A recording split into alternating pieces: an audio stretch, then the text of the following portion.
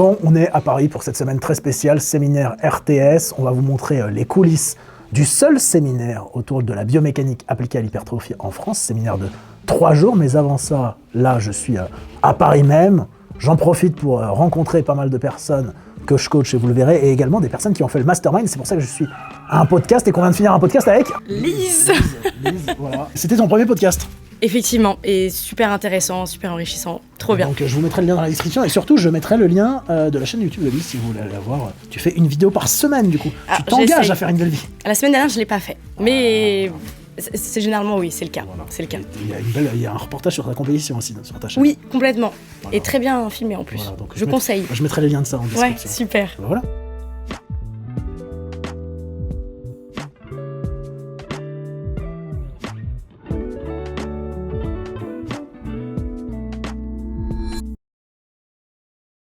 Bon, nous sommes vendredi 24 avril, premier jour de RTS 1. Donc, on va vous mettre quelques images de la journée. Aujourd'hui, le but, c'est de voir tout ce qui est colonne et tronc, donc biomécanique appliquée. Je rappelle, RTS, c'est le seul séminaire francophone autour de la biomécanique de l'exercice. Donc, on va voir un petit peu ça. On parlera également un petit peu à Benny pour que vous compreniez un petit peu mieux. Et là, nous faisons une petite pause syndicale pour manger.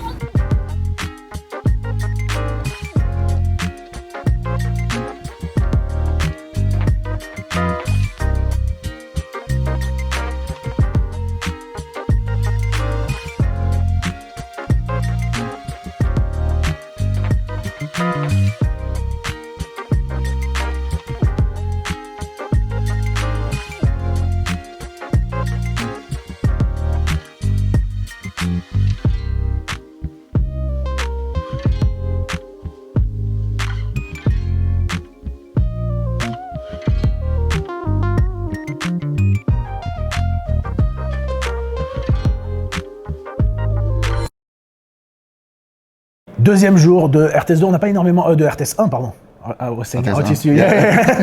RTS 1. Deuxième jour aujourd'hui, on n'a pas beaucoup filmé hier, mais là aujourd'hui on va filmer un petit peu ce qu'on va faire et également la séance qu'on fera cet après-midi. Je suis avec Benny Price. Benny, what are we going to talk about today? Today we have our sort of lower body structure, which is the same as upper body, where we do single joint in the morning. So we run through hip functions. We actually managed to cover a bit of the anatomy stuff yesterday. So today we get straight into just training, abduction, adduction, flexion, extension. Then we'll do some knee anatomy and sort of look at the flexion, extension training opportunities we've got with that. And then we put both sort of single joint functions together into multi-joint functions in the afternoon, and we'll do your sort of leg presses, squats, RDLs, that kind of stuff. And so the RTS course, it's always in the same order? Yes. Why did you choose that? Like to do spine and trunk first and then move on to lower body, upper body? Is there a specific, thinking about that? Part of it is the logistics of the fact that on the first morning we have to get a bunch of other sort of concepts and principles discussed, and spine and trunk is the shortest of the modules. But also spine and trunk is one of those things that we found that trainers know the least about. I know it's for a lot of people it's almost like the most boring thing and the thing that they care about the least. But at the same time, we've found it be almost the most impactful thing. It's the thing that most trainers attend the course and then leave and end up doing so much significantly more of than they did beforehand. So it's very impactful. I think it really shows people how much there is to learn within that first day. And also, if we did glutes on the first morning, then half the girls wouldn't show up for the rest of the weekend. And if we did pecs on the first morning, the guys would turn off by the time we get to Sunday. So we also try and save some of the good bits for later in the weekend. Yeah, and you can see that because when we asked yesterday who was training, spinal extension, like one person, and when we train about spinal flexion, only like 6. Yeah. So yeah, it's worth it to learn that. Yeah, and it's the other thing as well is the reason why we do single joint and then multi-joint is if we understand single joint functions, it's so much easier to comprehend multi-joint stuff. And also if we think about multi-joint exercises as being single joint ones put together, that helps people really understand the sort of the problem solving and investigation process of figuring out why something wasn't working with multi-joint, is they can revert back to the same things that they learned when they were doing the single joint stuff. And also we saw some of the core principles of RTS. We have that up there and that over there, yeah, exactly. Have own tolerate to. That's for understanding sort of the person that we're discussing in the equation and how to make sure it's appropriate for them, as well as l'objectif d'exercice. Yeah. Yeah. See, I mean, on the third try of RTS French, your French will improve along the way. Yeah, exactly. Maybe you'll get level B2 by the end of it. Yeah.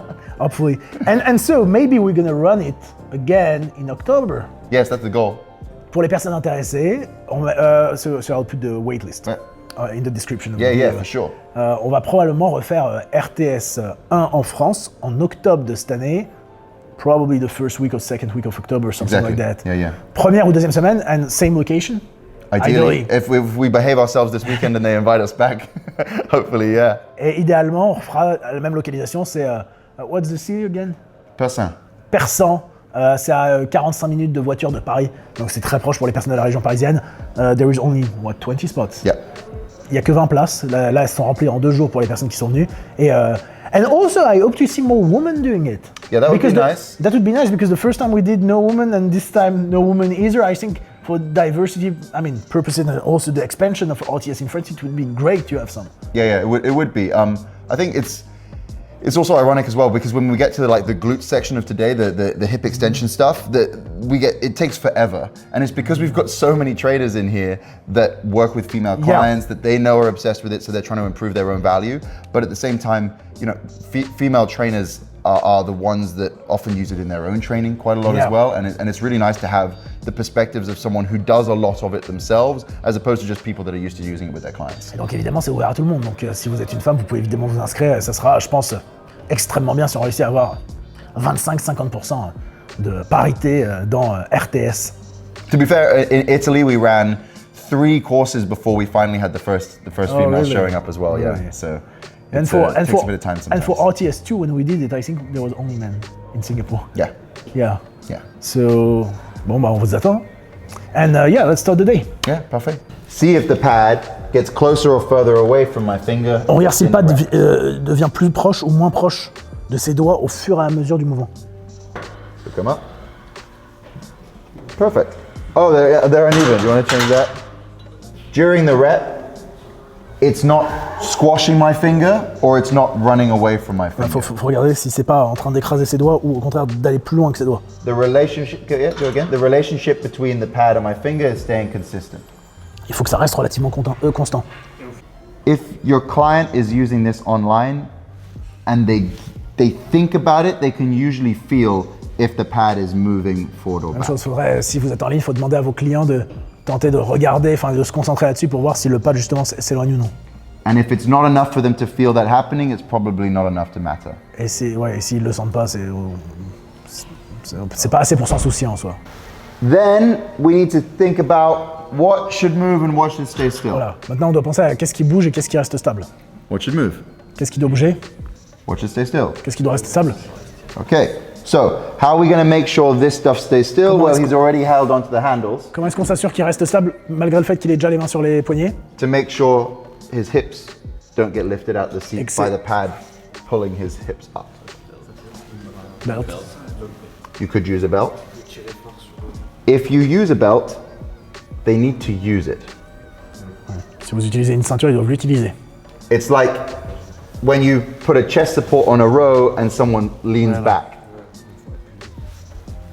Support is only useful if the person actually pulls themselves into the support. So if you're going to put a belt there, they basically need to do an isometric hip thrust the whole time while they're doing leg extensions.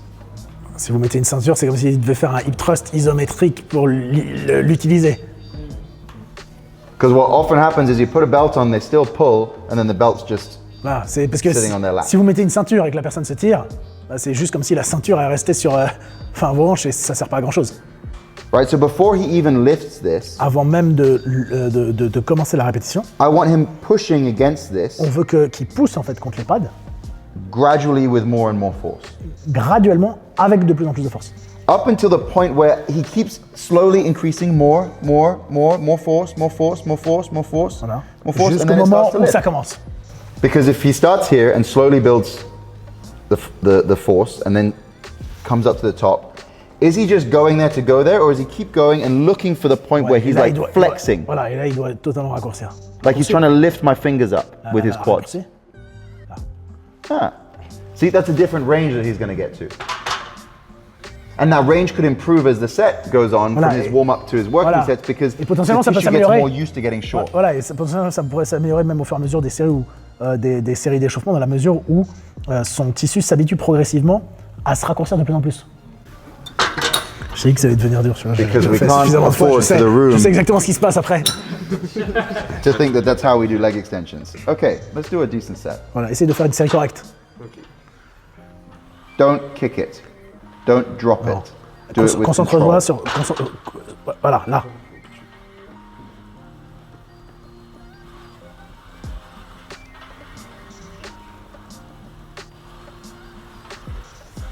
Smooth, smooth. Smooth out of the bottom. Then at the top, Voilà. look for the contraction. Cherche à resserrer au maximum. Perfect. Now slowly come out of Doucement. that. Don't bounce at the bottom. Smooth. Tu rebondis pas en bas. Now come out of there with control. Et là, tu Look cherches à for the resserrer au maximum. contraction. Perfect. Now come out of there with control. Stop before you try and go back up again. Arrête avant de bounce. vouloir aller jusqu'en haut. Yep. Now smoothly come out of there. Là, doucement. Nice. Go for the top. Go and find the squeeze. Voilà, cherche. Nice. Head back down to the bottom with control. Stop before you come back up. Okay, now smoothly come out of here. Yeah, nice. Look for the squeeze. Perfect. Cherche à raccourcir.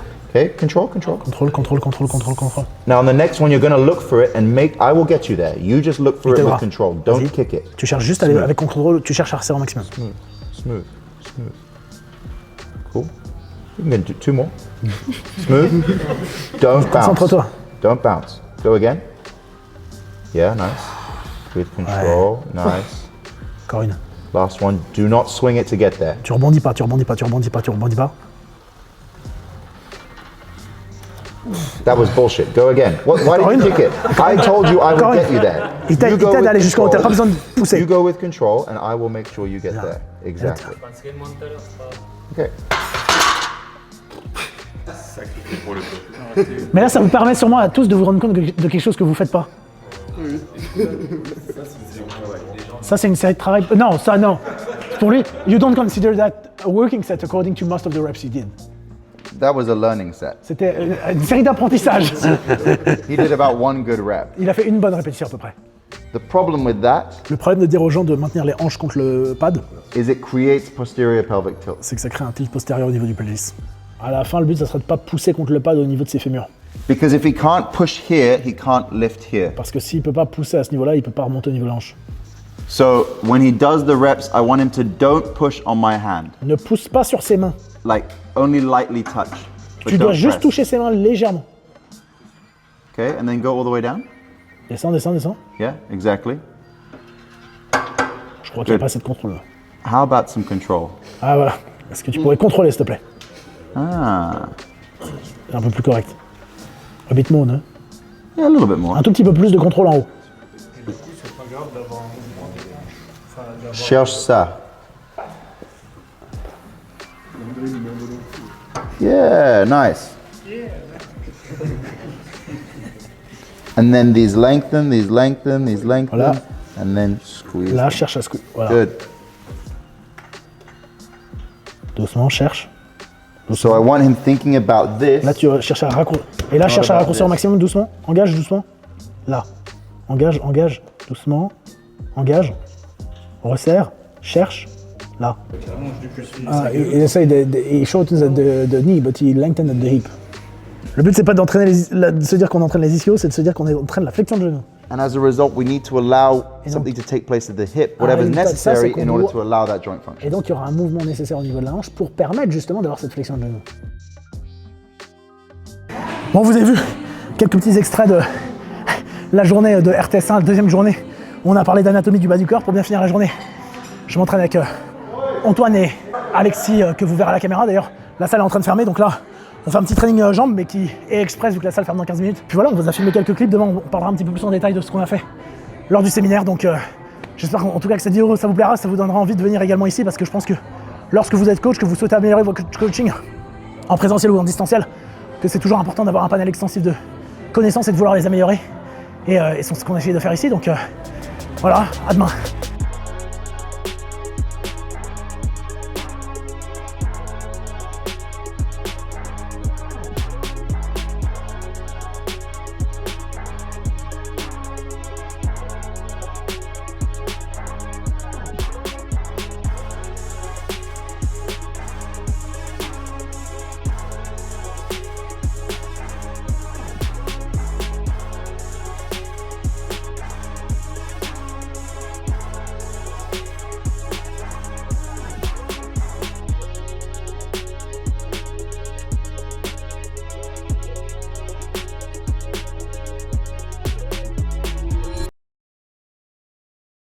Bon, troisième jour de RTS 1, toujours avec Benny. Benny, what are we going to talk about today? It's the upper body, mate. It's we look at the fact that the shoulder is not quite the shoulder, but a complex construction of joints. And so we look at how we would, particularly the scapulothoracic one and the glenohumeral one, how we train the functions of them. And then we go and add a little bit of elbow stuff in, and we put those together in the afternoon into pushing and pulling exercises. And so this morning we're going to focus on isolation and then on multi-joint, or is it? Yeah, exactly. Yeah. So single joint functions and how they also influence each other, right? So how there's sort of scapular management involved in performing a glenohumeral joint function, and then how to align the resistance with the plane of motion that you're moving through, and how to make sure that the setup that you're creating actually is conducive to the function you're trying to perform. Let's get it. Yeah, let's do it. Et d'ailleurs, on a décidé une date for the date for this year. Oh yeah, October 2nd to 4th, no? Voilà, du 2 au 4 octobre. Vous pouvez directement vous inscrire, le lien il est directement en description. En fait, on a déjà ouvert les places, ça sera plus simple pour tout le monde. Il n'y a que 20 places, comme là la session elle était pleine. Je vous conseille directement de vous inscrire dès maintenant. Then today those are kind of the two functions that we will look at training. Donc aujourd'hui on va regarder les fonctions d'entraînement de l'articulation gléno-humérale, gléno-huméro and what else? Scapulothoracic. Et scapulo-thoracique. David's hip socket. Voilà, si on repense là au niveau de la hanche, That's pretty deep, right? c'est relativement profond. And this round thing slotting in there is going to mean that it's really solidly held by the structures. Et là c'est très solidement rattaché par la structure. This, La différence, not so much so. pas trop, c'est pas trop rattaché par la structure. There's not very much help being provided by the structure itself, Il n'y a pas beaucoup d'aide qui vient de la structure en soi. which tells us how much we must have to rely on the soft stuff Et c'est justement à quel point on devra that pulls it together. se fier aux choses un peu plus molles des tissus mous pour connecter tout ça ensemble. That there is potential risk to be had from going to this range Voilà, si on sait qu'il y for a un certain risque people. potentiel d'aller de là à là voilà, pour certaines personnes, And we don't have our clients doing fluoroscopy, which is moving X-ray, while they do their lateral raises, and we can't see how these relationships are taking place internally. But we also know that there is no additional benefit to going here. Then it helps us make the decision that we're probably going to stop here. c'est si on ne peut pas le voir, en soi on privilégie ça, sauf si vous avez accès à de la fluoroscopie, personne n'a accès à de la fluoroscopie. La fluoroscopie, c'est en gros un scanner d'un mouvement qui bouge. Yeah. Ouais, vous avez peut-être une vidéo où en gros vous verrez, avec Tom Purvis et Mark Slavin, ils avaient fait de la fluoroscopie, c'est-à-dire ils font bouger des personnes au travers d'un rayon X pour voir justement les différences anatomiques qu'il y a entre les personnes, mais vous ne pouvez pas voir ces variations-là. Donc à partir du moment où vous ne pouvez pas voir ces variations-là, vaut mieux être sur le côté le plus précautionneux lorsque vous allez prescrire un exercice. Tom and Mark used fluoroscopy a lot during COVID when It was cheaper. it was really cheap. Yeah. Parce qu'en fait, c'est extrêmement très cher. Et du coup, ils avaient fait énormément de vidéos durant le Covid. How much is it for 10 minutes? Is it something like... I think Mark even said it in the podcast we did. I think it's like $5,000 for 10 minutes. Ouais, c'est genre $5,000 pour 10 minutes. Et c'est un moment justement où Tom Purvis s'est montré à lui-même qu'il avait tort parce qu'il pensait justement que quand on faisait de la protraction au niveau de la scapula, ça venait légèrement vers l'avant. Alors quand ils ont fait de la fluoroscopie, il a remarqué qu'en fait l'angle ne changeait quasiment pas et ça allait juste vers le côté en fait. Et même quand vous tentez de maintenir de la rétraction During like a pressing quand vous function, poussez, it's even though you're doing so and there's a lot of productivity in terms of how it affects the pecs, which we'll talk about later, there's Et on en parlera productivity un in peu plus doing tard. so, it's actually damn near impossible to do. mais c'est presque impossible en fait à faire. En fait, même si vous pensez le faire, c'est quasiment pas possible à faire. However, Mais so we're going back in Q3, Q4 of this year to see what happens when you do it with a bench behind you so you know where your scapula are, because otherwise it's really difficult. You mean for the fluoroscopy, Yeah. right? Et c'est pour ça qu'ils le refont à 3e ou 4e trimestre de cette année, dans la mesure où quand ils l'ont fait à l'époque, il y a quelques années, ils ne pouvaient pas utiliser un banc derrière eux pour voir le mouvement du coup que ça ferait par rapport à la scapula, comme si vous faisiez l'exercice, et du coup ils le refont à la fin de l'année pour justement pouvoir comparer avec ça. Yeah, cool. So we could theoretically have the opportunity to lie him back a bit further. On pourrait potentiellement l'incliner un petit peu plus, et ça serait la limite au niveau de son amplitude. We don't want him in a position where the weight of the dumbbells is exceeding his range, which would what would happen if we laid him back further than this. Voilà, le problème c'est que si on l'inclinait plus, ça viendrait excéder sa capacité maximale d'extension au niveau de l'épaule. Et dans cette position-là, Yes, we see the elbow flexion challenge, ouais, on va avoir un challenge au niveau de la flexion du coude. but there is also a moment arm between this C'est un bras de resistance levier and entre this cette joint. résistance et cette résistance. which is trying to pull him into Qui essaie this de le tirer position. dans cette position-là.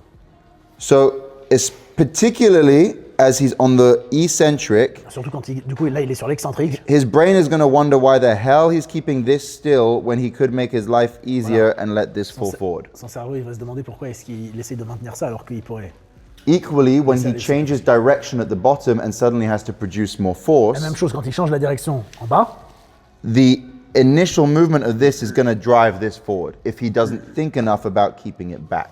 S'il ne pense pas assez justement à maintenir ça en arrière, il y aura un mouvement impliqué. I'd like you to bring this to that position, and then this is what I need him to think about maintaining the whole time. Tu maintiens là où il y a ses doigts. Cool. The other thing that is likely to happen is it's easier for him to do this Ouais, c'est plus facile pour lui de tirer vers l'arrière than it is to do this, que de ramener en flexion. because he can lift the weight by using shoulder extension and flexion at the elbow, as opposed to having to do elbow flexion Il completely. pourrait soulever le poids en faisant l'extension de l'épaule plus de la flexion du coude. Again, his brain is thinking up and down, Oui, parce que lui, son cerveau, il pense juste en haut, en bas. not let's make my life as difficult as Et possible. pas go rendre la vie la plus difficile possible. We're looking for this to stay still Donc ça reste stable. and these positions not to change. Et cette position-là qui ne change pas. I want him to be able to curl without pushing back against my hands, but remaining in consistent contact. Donc voilà, le but c'est de rester en contact mais sans pousser ses mains.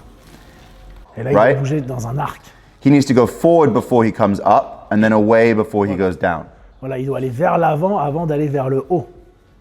Et ensuite aller vers l'avant avant d'aller en bas. This thing doesn't make much sense. Voilà, si vous voulez faire des extensions de coude, ça fait pas beaucoup de sens cette corde-là. Because as his elbow extends and the tissue gets weaker, Parce que quand le tissu justement, quand vous faites une extension et que les tissus deviennent plus faibles, we need the cable to get lighter. on a besoin que le câble devienne plus léger. We can see that the cable gets close to the axis of the joint and it gets light. Voilà, le câble est proche de l'axe de l'articulation et donc ça devient léger. And he can then come up into this position and it gets heavy. Et là, ça devient lourd. He does the same thing, but with Si this, c'est la même chose avec la corde, even though it's getting closer to the même si joint, ça devient plus proche de l'articulation, he's wasting most of his energy Il perd trying to énormément rip the rope d'énergie. apart. en essayant de séparer la corde. We can also see where he has his rear delt stuff. Là, on peut voir là où il a son deltoïde postérieur. This rear delt stuff is typically the hardest thing to find for a lot of people. Pour beaucoup de personnes, c'est le truc le plus dur à trouver. Some people have like tiny C'est vrai slithers qu'il y en a of rear vraiment un delts tout petit back peu. there, and then come back out from there.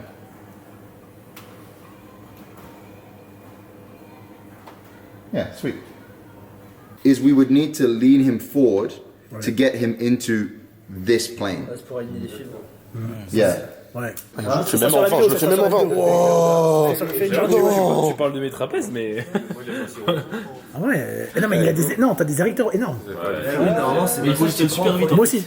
If you've seen diagrams online of people saying that 45 degrees to the body is the most pecs, Si vous avez vu des diagrammes en ligne de personnes qui vous disent que 45 degrés c'est le plus de pec, it's because they accidentally looked at it in one position. c'est parce qu'ils ont regardé dans une seule position. Maybe that allowed you to get more retracted and create a steeper force angle in the bottom Peut-être que position. vous avez un angle de force plus grande en position basse, But once you're halfway through the press, the Mais- lower pecs aren't doing Voilà. as much as they could do Mais quand if vous you êtes au were milieu- more abducted. le bas de pec ferait pas autant que si vous étiez en abduction. And we can see that if he's in this incline plane, Si les gens pushing sont inclinés upwards, et qui poussent, then very little of this stuff is going to see stimulus, il y a très peu de ça qui ressentira du stimulus, et il y aura beaucoup but a lot of this stuff up here in de choses en haut. more upper pec fibers are going to see stimulus. This and this are the two most likely things to make it worse. Ouais. This is probably going to be fine. And if this isn't fine, Ouais. Peut-être que ça. this probably is. Donc qu'est-ce que tu as pensé de ces 3 derniers jours à RTS? Qu'est-ce que tu as appris, Pierre-Louis? Honnêtement, j'ai appris à développer ma manière de fonctionner et comprendre la logique derrière les mouvements et la biomécanique. Comment prendre en compte toutes les différentes variables pour faire les meilleurs choix possibles et les plus pertinents pour les contraintes de chaque client. Qu'est-ce que tu as appris ces 3 derniers jours, Joanne? Ben, ça rejoint mes deux confrères sur la manière de penser, d'orienter ma logique derrière la sélection des exercices ou même la mécanique de l'entraînement en lui-même. Super. Owen, qu'est-ce que tu as appris ces 3 derniers jours? Une chose que tu as appris? Ça a permis de développer ma vision par rapport à la façon dont programmer un entraînement pour certains clients par rapport à d'autres, notamment dû à leurs contraintes articulaires. Ok, super. Ronan, viens par là, Ronan. Ronan, qu'est-ce que tu as appris ces 3 derniers jours? Me remettre en question sur la qualité de mes exécutions et comment penser à l'exercice et non pas juste bouger pour faire l'exercice. David, qu'est-ce que tu as appris ces 3 derniers jours? Non, tu faut dire quelque chose de sérieux. Vraiment sérieux. David. Rien n'est noir, rien n'est blanc, tout est gris. Il n'y a que de la nuance. Que de la nuance. Clovis, qu'est-ce que tu as appris ces 3 derniers jours? Une chose que tu as appris. Je vais dire ce que j'ai dit à Benny. J'ai l'impression, en tout cas j'ai le sentiment ne rien comprendre en fait. C'est pas très vendeur, dis quelque chose. J'ai appris que je ne savais rien. C'est quelque chose. Ok. Mais est-ce que ça t'emmène quelque part de savoir rien? Ça me pousse à la réflexion sur mieux comprendre tout ce que je ne sais pas. Voilà, si vous êtes là pour conforter votre ego dans ce que vous pensiez et qu'à la fin vous ressortez et vous pensez toujours tout savoir, c'est que soit vous n'avez rien compris, soit vous n'avez pas compris l'objectif de la formation d'une manière globale. Et d'ailleurs, l'objectif de n'importe quelle formation, ça ne devrait pas être de vous dire quoi penser et de vous donner un protocole à appliquer pour tous les clients comme ce que n'importe qui ferait. Parce qu'il n'y a pas de réel intérêt pour votre développement personnel en tant que coach. Le réel intérêt pour votre développement personnel en tant que coach, c'est la manière dont vous allez penser à chaque client. Et c'est pour ça que d'ailleurs, je pense que toutes les personnes qui sont ici, elles tirent à peu près la même chose, mais elles réfléchiront toujours pas de la même manière. Et c'est ce qui apporte d'ailleurs la beauté individuelle du coaching pour les individus différents. Si vous pensez avoir la certitude de la résolution d'un problème avant même de l'avoir fait, c'est qu'en réalité, vous êtes voué un peu à l'échec. Qu'est-ce que tu as appris, Samuel, ces 3 derniers jours? Alors, je vais rejoindre un peu Clovis dans le sens où ma manière de réfléchir, ma manière de penser a énormément été remise en question sur tout ce qui était analyse du mouvement, de la bioméca. Donc en vrai je le rejoins complètement dans le sens où je pensais savoir, finalement je sais peut-être pas grand-chose. Donc il va falloir bosser beaucoup plus. Et ne pas savoir grand-chose, c'est pas en réalité une preuve de faiblesse, au contraire. C'est un aveu que vous êtes capable de vous remettre en question sur ce que vous pensiez savoir. Et c'est la chose la plus importante lorsque vous êtes coach. Et au contraire, ça serait un peu triste si vous êtes coach de penser tout savoir et jamais vous remettre en question. D'ailleurs, ce qui est bien, c'est que toutes les personnes ici sont également relativement jeunes. Et c'est peut-être la preuve que dans les personnes jeunes que beaucoup de personnes aiment critiquer, il y a peut-être plus de remise en question que d'autres personnes. Qu'est-ce que tu as appris dans RTS? Je sais que là, je te pose la question, tu n'as pas eu le temps de te préparer. Qu'est-ce que tu as appris dans RTS? À réfléchir, à comprendre des grands principes et à pouvoir les appliquer à différentes personnes sur différents types de mouvements. Donc essentiellement comprendre le contexte pour réfléchir avec ma manière de penser qui a beaucoup changé. Parce qu'en plus, toi, tu fais beaucoup de coaching en présentiel encore. Que du présentiel quasiment. Voilà. Donc là, tu penses que dès demain, tu pourras appliquer quelque chose avec tes clients? Ouais, et ça va prendre du temps pour appliquer beaucoup de choses et comprendre la plupart, mais je vais faire de mon mieux et essayer de me baser sur les contenus qui sont à la fois théoriques et la pratique qu'on a pu mettre en place. Donc ça va être vraiment intéressant pour moi et pour les personnes que je vais coacher. Parce que je rappelle, RTS c'est le seul séminaire francophone en biomécanique qui dure aussi longtemps, 3 jours. Et d'ailleurs, l'un des seuls en Europe, il n'y a pas d'autres séminaires à l'heure actuelle en francophonie qui vous proposent ça de cette qualité-là, durant ce temps-là, en plus des cours additionnels que vous avez en vidéo. Vous avez le lien directement dans la description si vous voulez vous inscrire pour la session de septembre.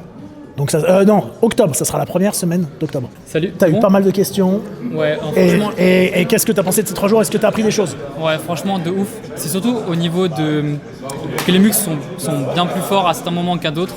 Et en fait, l'utilité de savoir comment les matcher avec les exercices. Parce qu'en fait, on s'est rendu compte que des fois, il y avait des profils de force qui n'étaient pas du tout adaptés. Et je pense que pour la progression, c'est quelque chose de vraiment bien. Tristan?